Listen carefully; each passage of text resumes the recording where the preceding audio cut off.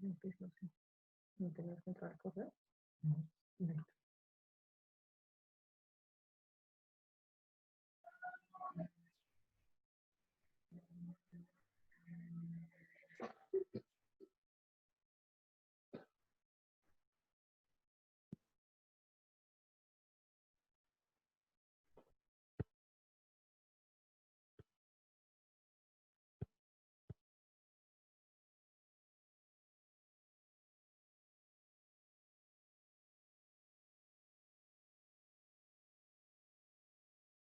Vuelve el valor del ítem que falta, pone el valor que figura en el catálogo, no como combo, sino como producto individual.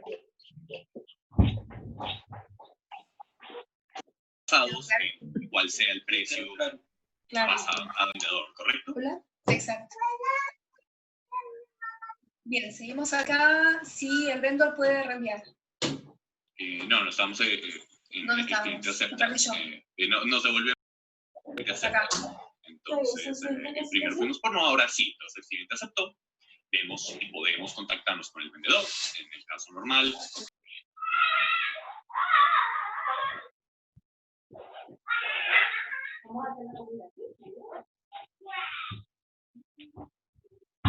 Doctor, muy buenas noches.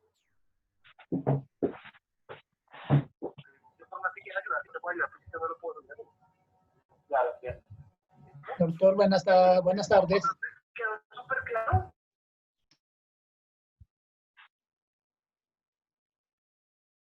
Buenas tardes, doctor Ignacio.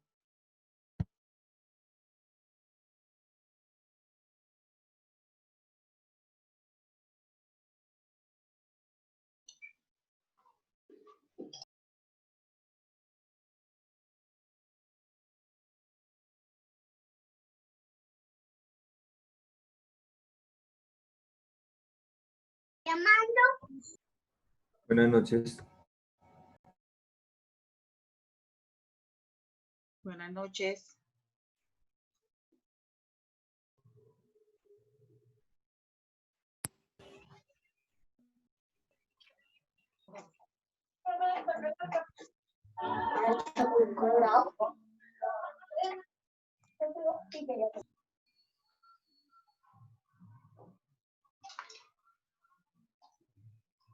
Buenas noches, háganme un favor. ¿Tienen audio ustedes o no? Nosotros sí, pero el doctor aparece apagado el micrófono.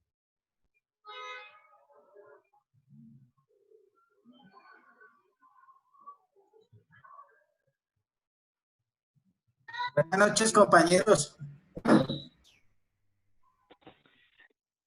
¿Qué más, Luchito? Ahí, hermano. Por las buenas. Bueno, Luchito, ya. De la mamá de gallo, apague el micrófono y ya está. Luchito, habla con Poncho, ¿no va a gastar una empanadita? Toca salir de esta.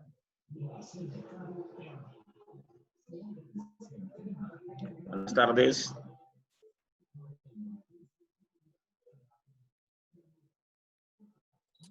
Buenas tardes, Williamcito. Señor Luis, buenas tardes. Hola, amigo Willy.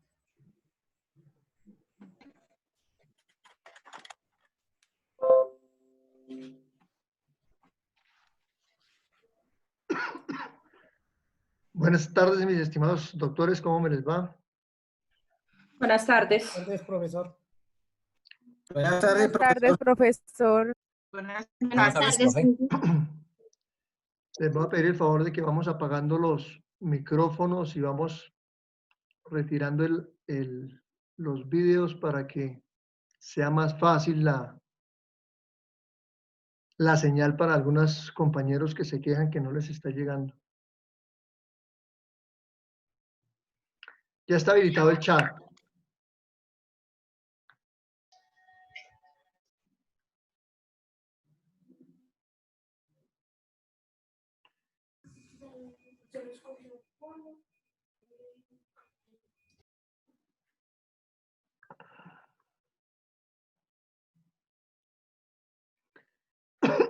Ayer Hubo una sugerencia de alguien por el WhatsApp de que colocáramos los nombres, porque aquí, por ejemplo, me está llegando que Huawei MediaPub, no sé quién será, me dice buenas tardes.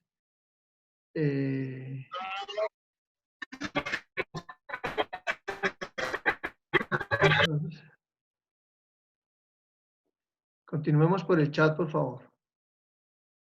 Estamos en este momento 45. Bien. Son las 6:04. Estamos muy cumplidos. Los felicito, les agradezco mucho. Vamos a esperar 2 minuticos que ingresen los otros y empezamos. Profesor, buenas tardes. Buenas tardes. Habla con José Estupiñán. Yo soy el Huawei que le aparece ahí. Ah, bueno, profesor. José. Aquí me aparece Redmi. Sí, bueno, gracias. Redmi también me aparece. No sé, serán las iniciales o algo, no sé. Gracias, profe. Vale, tranquilo. Doctor, buenas tardes. ¿Cómo estás? Bien, doctor Daniel Gordillo. Listo para la clase. Muy amable, doctor. ¿Cómo vas? ¿Pudieron entrar a la plataforma Moodle? Bien, entonces ahí Vea, perdón, le hago una intervención, doctor. Sí, para los que no tienen el nombre para que les aparezca el nombre, solo tienen que ir al recuadrito que les aparece ahí, donde está la persona, o sea, donde estoy yo, en el recuadrito, en la parte superior derecha les salen 3 punticos. Ahí pican y ahí les sale... cambiar el nombre. Editar imagen de perfil y ahí puede cambiar el nombre y ponen su nombre. De pronto ahí para los que de pronto no lo han hecho, es supremamente fácil y ya quedan todos identificados. Muchas gracias.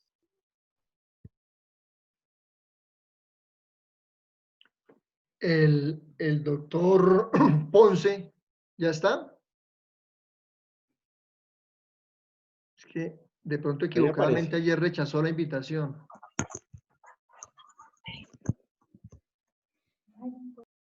Sí, buenas noches, profesor, ¿cómo le va? Ah, bueno, un gusto. Ya nos vamos acostumbrando.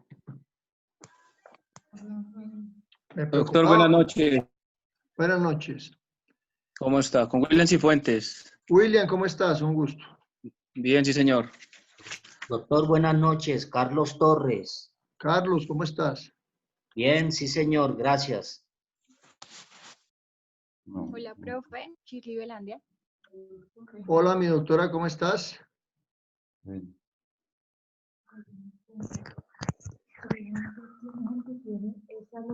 gracias, profe. ¿Quién tiene locución? ¿Quién tiene alguna locución ahí en el chat que está interfiriendo el diálogo con la reunión? ¿Alguien tiene una locución ahí que está interfiriendo con la reunión? Bueno, mis doctores, buenas noches. Ya somos 52. Yo creo que en el transcurso de los próximos 10, 20 minutos van a llegar los siguientes. Vamos a dar inicio a nuestra tercera sesión.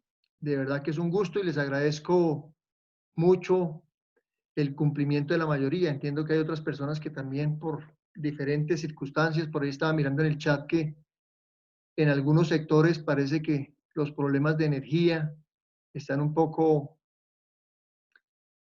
fallando, entonces de pronto eso puede estar pasando. El favor, mis estimados doctores, es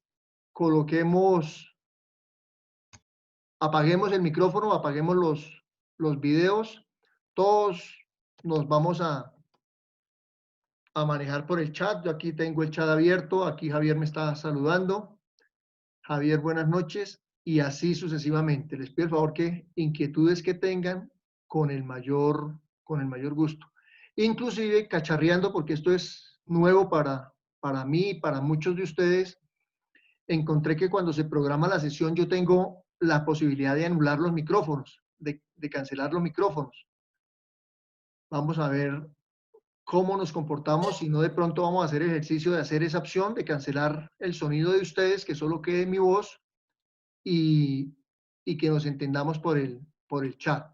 Por ahora, digamos que yo lo que quiero y lo que pretende la universidad es que la clase virtual sea lo más parecida a una clase real.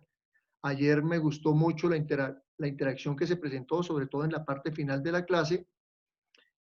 Entonces, hacemos el mismo ejercicio. Quien desee hacer la manifestación me escribe, o si no, ayer me salió un letrerito que no sé cómo saldrá, pero que decía que alguien estaba levantando la mano. Yo con mucho gusto termino la idea y le doy el uso de la palabra. Mira, aquí me dice que Víctor está levantando la mano. Cuénteme, Víctor.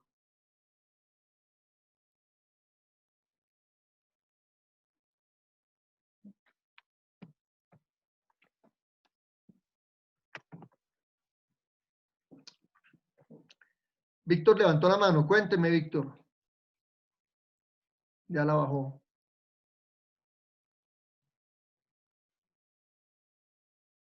Bueno, mis estimados doctores, iniciamos en la primera sesión hablando del contrato. Dijimos que el contrato o convención era un acuerdo entre dos o más personas que se obligaban de manera libre y espontánea para contraer una obligación y exigir una contraprestación, ¿cierto? Ayer iniciamos con un tema bien importante, que es lo que nosotros llamamos los elementos esenciales del contrato. Y mencionamos que habían 4 elementos esenciales y que la doctrina y la posición jurídica de este docente es agregar 2 más. Entonces, los elementos esenciales de que trata nuestro Código Civil colombiano es la capacidad, el consentimiento, el objeto lícito y la causa lícita. Esos son, repito, los 4 elementos de que nos habla nuestro Código Civil colombiano. La doctrina ha dado en agregar 2 más, que es la forma y las solemnidades. Para algunos que están inquietos porque me han dicho que no expliqué o no di ninguna señal, pues la forma, ustedes se van a dar cuenta que hay algunos contratos que necesariamente requiere que sean escritos. Es decir, esa es la forma. Y las solemnidades, vamos a encontrar algunos contratos que requiere que se hagan por escritura pública. Esa solemnidad hace que sea un requisito esencial para algunos contratos. Por ejemplo, la compraventa de bien inmueble. Es necesario elevarlo a escritura pública para que se haga, para que sea válido dicho contrato. Repito, más adelante, no nos angustiemos, más adelante vamos a tomar las definiciones más concretas o a trabajar más concretamente cada uno de esos elementos. Ayer iniciamos mencionando los elementos esenciales y empezamos a trabajar, o mejor, trabajamos el primer elemento, que es la capacidad. ¿Todos vamos ubicados? Y dijimos que la capacidad es la capacidad jurídica que refiere a la actitud de la persona para ser titular de derechos y obligaciones, de ejercer los derechos y también de exigirlos. Y también es esa facultad o esa actitud para contraer obligaciones. Dijimos, y quiero que les quede claro, mis estimados doctores, que la capacidad se entiende, se supone, es una presunción, la capacidad se presume. Mientras que la excepción, que es la incapacidad, esta es una excepción y necesariamente se tendrá que probar. Eso nos lo refiere el artículo 1503, que ayer lo trabajamos, ¿cierto? Cuando dice que toda persona es legalmente capaz, excepto aquellas que la ley declara incapaces.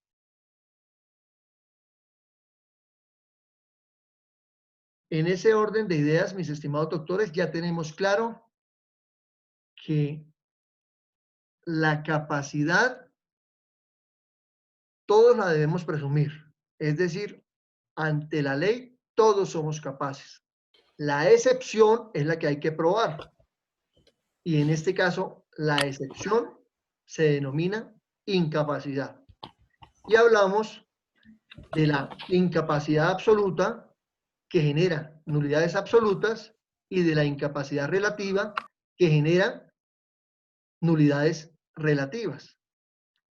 La unidad relativa es la que se puede sanear por la ratificación o por el cumplimiento del requisito por el paso del tiempo. Dijimos que son absolutamente incapaces las personas con discapacidad mental absoluta.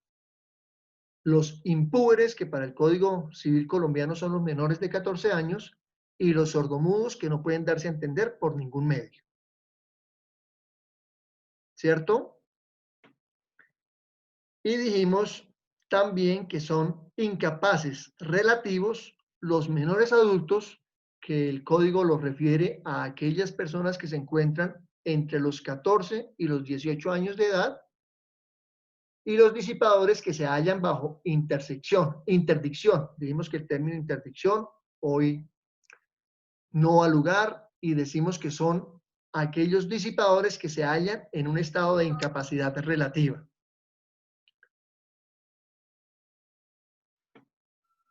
Para luego terminar nuestra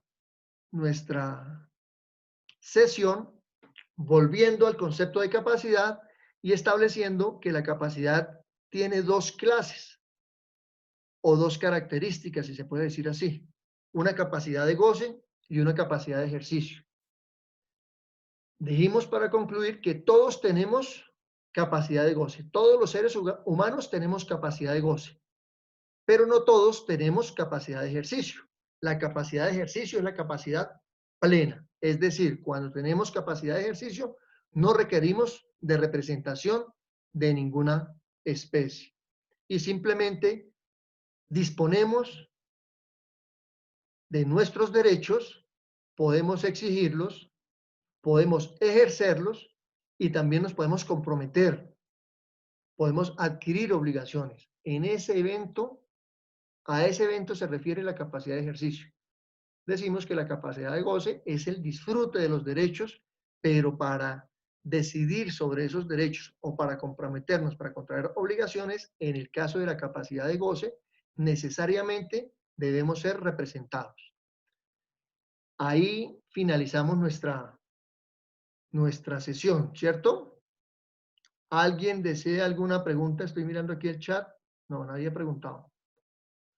Hoy vamos a iniciar con el segundo elemento esencial. Les pido el favor, mis estimados doctores, no irnos a distraer de cómo estamos trabajando. Estamos en los requisitos esenciales del contrato: capacidad, consentimiento, objeto y causa lícita, forma y solemnidades. Hoy vamos a mirar el segundo de esos elementos. Ya queda visto el primero, que es capacidad. Hoy vamos a ver el segundo elemento, que es el consentimiento. Entonces, mis estimados doctores, tenemos que el consentimiento consiste en la manifestación de las voluntades mediante la cual una persona se pone de acuerdo con otra con el fin de vincularse, obligarse o generar un acto o un negocio jurídico. El consentimiento es esa manifestación de voluntad que tenemos los seres humanos para generar un compromiso. Si nos damos cuenta, nuestra cotidianidad está llena de compromisos, llena de consentimientos, de manifestaciones de consentimiento. Esa voluntad, esa decisión, esa libertad que tenemos todos los seres Doctor, humanos. qué pena, se está cortando muchísimo la comunicación. Por favor, cerramos los videos.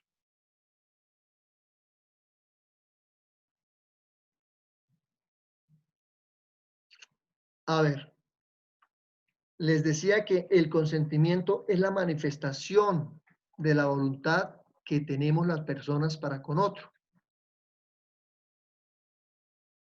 para lograr acuerdos, para generar consensos, para hacer negocios jurídicos, para producir actos jurídicos.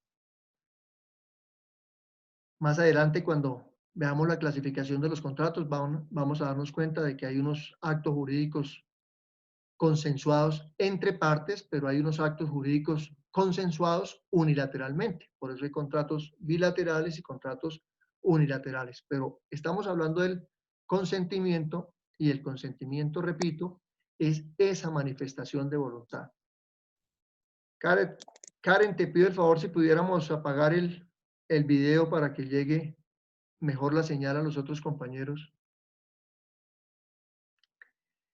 Valga la pena en este momento, mis estimados doctores, hacer un paréntesis en el sentido de que si ustedes tuvieron la oportunidad de entrar a la plataforma Moodle de la universidad, en lo atinente a mi materia, están los links de las 2 primeras clases que se pueden abrir de manera inmediata. Están los 4, digamos, apuntes, entre comillas, de las 4 primeras sesiones. No quiere decir que eso es lo que vamos a ver, simplemente es como una guía que yo les doy a ustedes de lo que vamos a ver para que algunos, digamos, sepan y vayan adelantando, preparando sus clases. Veo que aquí en el chat, algunos ya se me están adelantando, esa tampoco es la idea. Y encontramos 2 sentencias. Por ahí miré por el WhatsApp que algunos o sea, esas sentencias son meramente informativas, o informativas no, consultivas. Yo no las voy a evaluar, yo no les voy a hacer un parcial diciendo qué dice la sentencia, quién fue el magistrado ponente, cuáles son los hechos, cuál es el aporte del Ministerio Público, cuál es el aporte del Ministerio del Interior, etcétera, etcétera. Eso no lo voy a hacer yo. Lo que sí quiero es generarles esas herramientas, esas guías, para que de pronto lo que a mí se me quede, y algunos alumnos que veo que son bastante inquietos jurídicamente, deseen ahondar o profundizar más su conocimiento, pues esas son herramientas que uno les va dando. Digamos, son sentencias relativamente recientes. Lo importante de una sentencia reciente es que le permite conocer por bibliografía los pronunciamientos anteriores sobre el mismo tema, mientras que cuando uno refiere a una sentencia antigua, pues se queda sin conocer los pronunciamientos nuevos. Entonces, vuelvo y repito, no se inquieten, la idea no es generar ningún tipo de asfixia intelectual entre los estudiantes que se vean acosados por cantidad de trabajo, sino, vuelvo y repito, esta es una circunstancia que para algunos les permite disfrutar un tiempo más pausado, entonces para que tengan cómo distraerse. Volviendo al tema nuestro, el consentimiento, dijimos que es la manifestación de la voluntad de las partes con el ánimo de generar un acto jurídico, un compromiso, una obligación. En ese orden de ideas, es claro que para el derecho, el consentimiento es un concepto jurídico, ¿cierto? Y necesariamente requiere ¿qué? La exteriorización de esa voluntad. Yo voy a colocar un ejemplo meramente didáctico, mis estimados doctores. Es como cuando yo miro la foto de una mujer muy guapa y nunca le digo nada.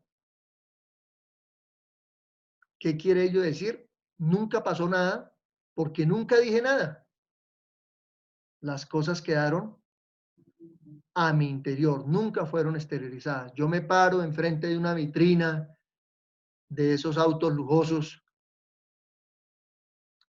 y me quedo contemplando un vehículo de mi agrado, pero nunca exteriorizo mi intencionalidad de adquirirlo. Nunca pasó nada. Para el derecho, Si el consentimiento no se exterioriza, no pasa absolutamente nada. Repito, el consentimiento es un concepto jurídico que requiere de su manifestación, de su exteriorización. Desde luego jurídica, ¿no? Porque de lo contrario, simple y llanamente no existe. Ahora bien, cuando estamos hablando de una pluralidad de intervinientes dentro del acto o negocio jurídico, pues es absolutamente necesario que la manifestación de voluntad de esas dos o más personas que intervienen dentro del acto jurídico para el evento nuestro, dentro del contrato, necesariamente manifiesten su intencionalidad, su voluntad.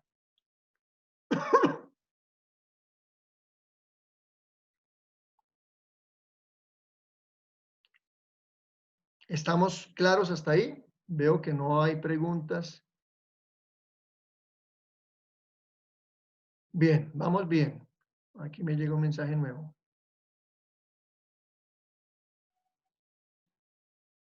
Bueno. El consentimiento, no olvidemos, mis estimados doctores, es supremamente importante y me excusan que sea tan enfático en el tema. Se requiere la manifestación de la voluntad, la exteriorización de la voluntad, del consentimiento. Insisto, de nada sirve tener la intencionalidad. Yo no puedo decir que ante la foto o ante la presencia de esa mujer hermosa ya tenemos una relación por el solo hecho de que yo lo esté pensando. O yo no puedo decir, ubicado frente a la vitrina de los vehículos de alta gama, que uno de esos vehículos ya es mío o que yo tengo algún derecho sobre ese vehículo simplemente porque lo estoy pensando. No. La manifestación de la voluntad necesariamente se debe exteriorizar. Por eso se dice manifestación de la voluntad. Si no, pues ustedes en los dos ejemplos que son un tanto extremos, pero son, digamos que mi forma de dictar clases con ejemplos un tanto extremos para hacerme didáctico, no vayan a pensar que es por otra razón. Si pasara lo que yo les estoy diciendo, pues al momento de preguntarle a la muchacha guapa que está enfrente, ¿qué pasa conmigo? No va a decir absolutamente nada. Al momento de preguntarle al vendedor o al gerente del concesionario de los vehículos, ¿qué pasa con esa persona que está enfrente de la vitrina?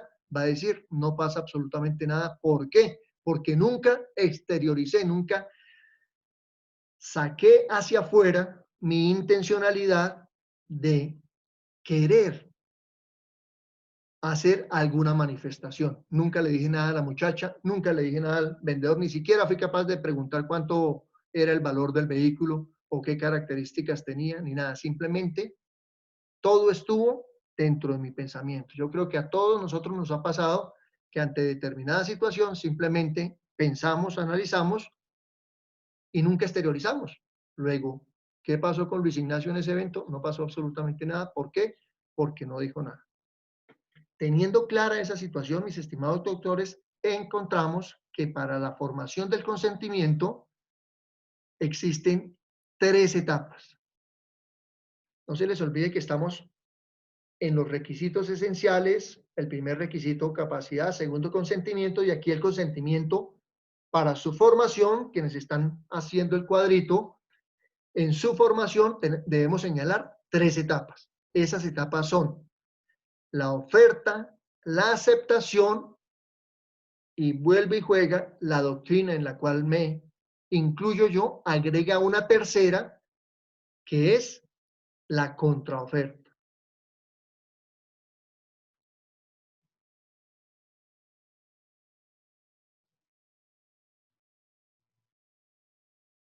¿Sí está claro, mis estimados doctores?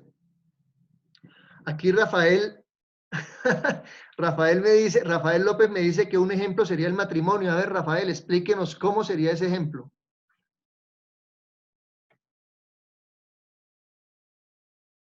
Doctor, buenas noches. Rafael, Rafael ¿cómo López. estás? A ver, Bien, dime. doctor. Pues el matrimonio es un contrato, ¿no? El matrimonio es un contrato entre dos personas y pues existe lo que usted está diciendo, el consentimiento. Pues podría ser un ejemplo de, de consentimiento basados en que el matrimonio es un contrato, ¿no?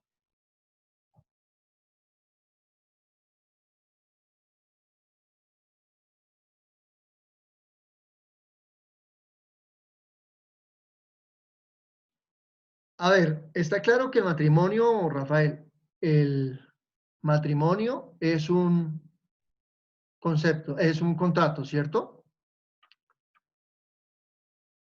Pero para uno celebrar ese contrato, pues necesariamente requiere de hacer una manifestación, ¿cierto? Para yo casarme tengo que hacer una propuesta de matrimonio y que esa otra persona acepte la propuesta de matrimonio.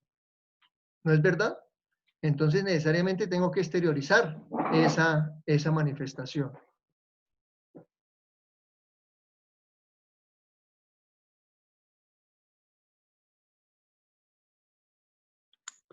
Profe, qué pena, doctor. ¿Me puede repetir las dos etapas o las tres etapas que hay? En la Si formación me- del consentimiento concurren Sí, 3 etapas. La mayoría de la doctrina dice que son 2, la oferta y la aceptación. Otros doctrinantes, en los cuales yo me incluyo, incluimos una tercera que es la contraoferta. Ya les voy a entrar a explicar. Por ahora tenemos que en la formación del consentimiento concurren 3 etapas: la oferta, la aceptación y la contraoferta.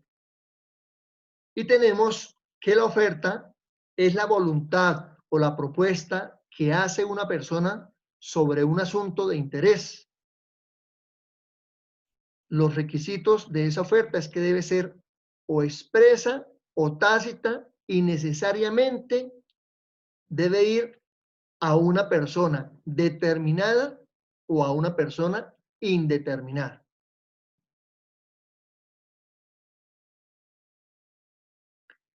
La oferta es cuando yo les digo a mis estimados doctores, les vendo este bolígrafo, les manifiesto las características y les digo, el bolígrafo tiene un valor de 5,000 pesos. Ahí estoy haciendo una oferta. Tense en cuenta, estoy haciendo una manifestación de la voluntad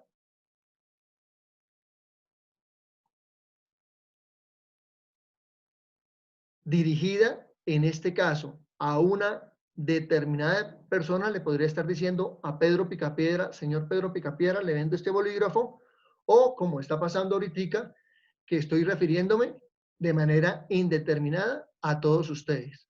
Es decir, que cualquiera de ustedes que esté interesado en las características de este bolígrafo y crea que el precio corresponde a las características y calidades de este bolígrafo, me puede aceptar la oferta. O por el contrario, pueden decir, no, ese bolígrafo está muy caro, no lo acepto. Pero en esta primera etapa de la formación de la oferta, perdón, de la formación del consentimiento, se dan cuenta que Luis Ignacio Vargas está exteriorizando su voluntad, su intención jurídica de vender este bolígrafo. Es decir, ustedes saben que yo estoy vendiendo este bolígrafo. Para el ejemplo que me acaba de colocar el doctor Rafael del matrimonio, pues yo tendría que decirle a esa persona, Pedro Picapiedra le tuvo que haber dicho a Vilma, Vilma, ¿te quieres casar conmigo? Le está haciendo una oferta. Y por lo que quienes somos seguidores de los Picapiedra, pues sabemos que Vilma aceptó esa oferta, ¿cierto? Pero si Pedro Picapiedra siempre hubiese estado enamorado de Vilma, pero nunca le dice nada, nunca hubo una manifestación de la voluntad de Pedro Picapiedra en tener como dice aquí el doctor, de una manera cruda, el doctor Rafael, de celebrar un contrato, o como lo establece nuestro Código Civil, el matrimonio es un contrato, con Vilma Picapiedra. Entonces queda clara ese primer ítem en la formación del consentimiento, que es la oferta. Repito, es la manifestación que se hace. La manifestación de la voluntad que se hace a una persona determinada o a una persona o a un grupo de personas indeterminado de la intención que tiene el oferente de realizar un acto o negocio jurídico. Un ejemplo de oferta también, para que se den cuenta que todo no es civil, es cuando yo hago la manifestación de que requiero un dependiente judicial para mi oficina. Requiero un dependiente judicial que reúna determinadas características. El salario que en principio le va a ofrecer es X cantidad de dinero. Ahí estoy haciendo una oferta. Esa oferta puede ser dirigida a Pedro Picapiedra, estudiante de Derecho de la Universitaria de Colombia, o puede ser hecha a un grupo indeterminado de personas. Yo puedo colocar un aviso en una de las carteleras de la universidad diciendo que requiero un estudiante de Derecho para mi oficina y que va a tener una contraprestación por los servicios que va a prestar de X cantidad de dinero. Estoy haciendo una manifestación de la voluntad para realizar un acto o negocio jurídico, que en este caso sería una relación de carácter laboral. Ahora bien, la segunda etapa en esa formación del consentimiento es la aceptación. Entonces tenemos que cuando yo les manifiesto mi intención de enajenar este bolígrafo, este bien mueble, pues efectivamente alguien se pudo haber interesado. Y en el momento en que ese alguien manifieste de manera voluntaria su intención de adquirir el bolígrafo, en ese momento se concreta el acto jurídico. Yo le entrego el bolígrafo, si la memoria no me falla, les dije que valía 5.000 pesos. La otra persona me entrega los 5.000 pesos y se perfeccionó el contrato de compraventa de este bien mueble denominado bolígrafo. Hasta ahí, algunos doctrinantes, la verdad, una mayoría de ellos, insisten en que bastan esos dos elementos para formar el consentimiento. Pero hay otro grupo de doctrinantes en los cuales yo me incluyo y que prefiero manifestárselo a ustedes para que ustedes en su momento, en el momento determinado, decidan por qué corriente jurídica prefieren, si solo aceptar que para la formación del consentimiento se requiere la oferta y la aceptación, o si por el contrario consideran que la contraoferta también es válida. ¿Cómo opera la contraoferta? Vamos a pensar o vamos a hacer de nuevo el ejercicio con la oferta. Yo les digo, estimados doctores, estoy vendiendo este bolígrafo que tiene las siguientes características. Les enumero las características, entre ellas que escribe muy bonito, y les digo que el valor es 5.000 pesos. Hasta ahí vamos en el primer paso, ¿cierto? La oferta. Ustedes se quedan mirando, tal vez a muchos de ustedes no les interese adquirir el bolígrafo en 5.000 pesos, pero de pronto viene Pedro Picapiedra y me dice, doctor, la verdad, yo sí estoy interesado en adquirir ese bolígrafo porque lo necesito. Soy estudiante de Derecho y hoy no traje bolígrafo, cómo tomar los apuntes. Necesito el bolígrafo.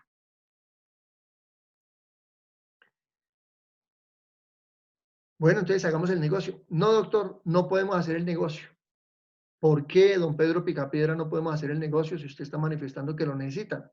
Él me dice, sí, yo necesito el bolígrafo, pero no tengo 5.000 pesos. Tengo 3.000 pesos. Es decir, miren lo que sucedió. Me hizo una oferta diferente